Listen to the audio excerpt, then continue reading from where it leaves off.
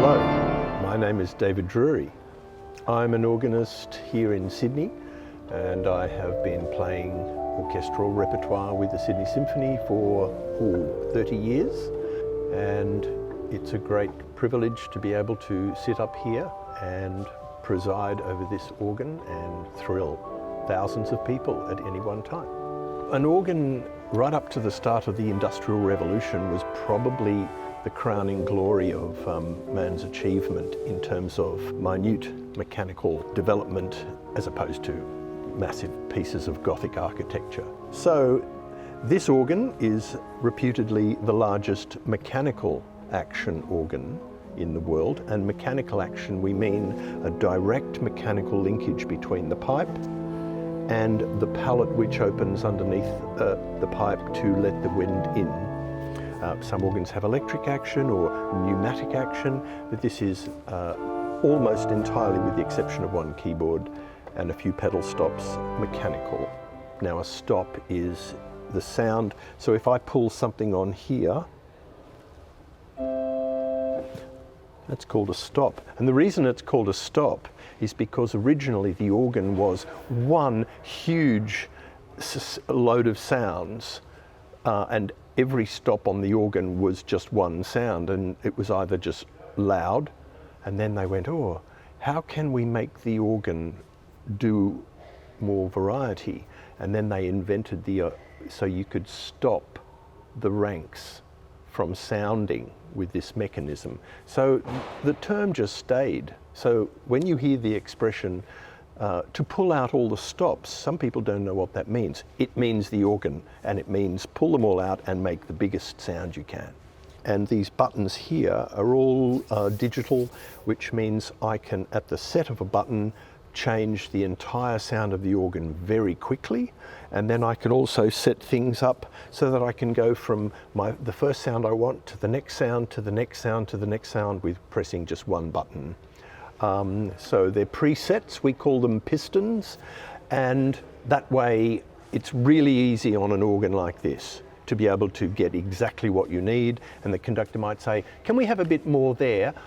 Can you be a bit more expressive there? Some of the pipes are enclosed in big wooden boxes, and I've got these pedals here look like car pedals, and when they're open, there's Venetian shutters on the front, which open, and then I close it and the Venetian shutters close. So I can have a very big sound on this particular keyboard,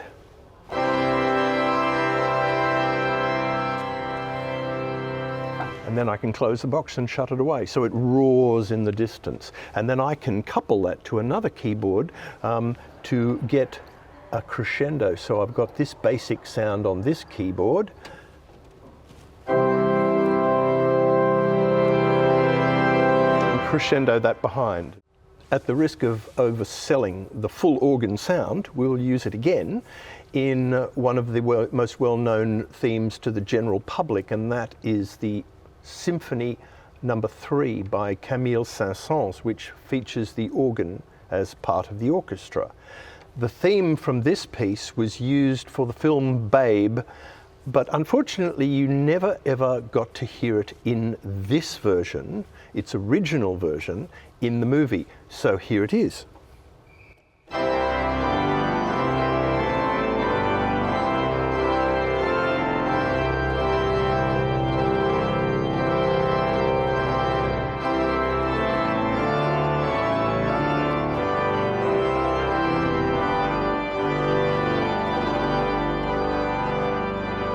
The organ in the Sydney Opera House is built by the Australian organ builder, Mr. Ronald Sharp, who is no longer with us.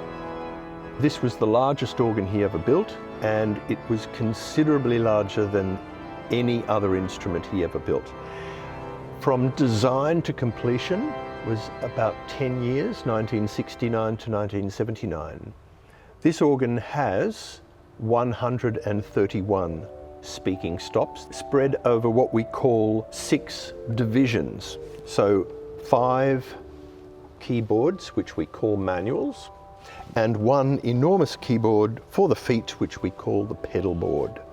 This organ has 10,244 pipes.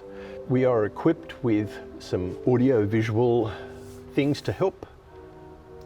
I've got two screens here, and they, depending on where the cameras are, this one, for example, is on the conductor's rostrum, and they can zoom right in so I can see the conductor. So I do feel very connected to this orchestra when I'm playing. I don't feel like I'm a million miles away.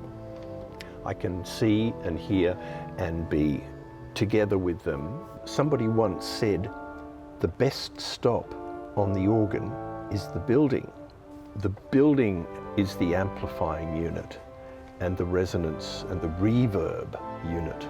So this is a good resonance for a concert hall because it has to do many things, and the organ sounds good in here.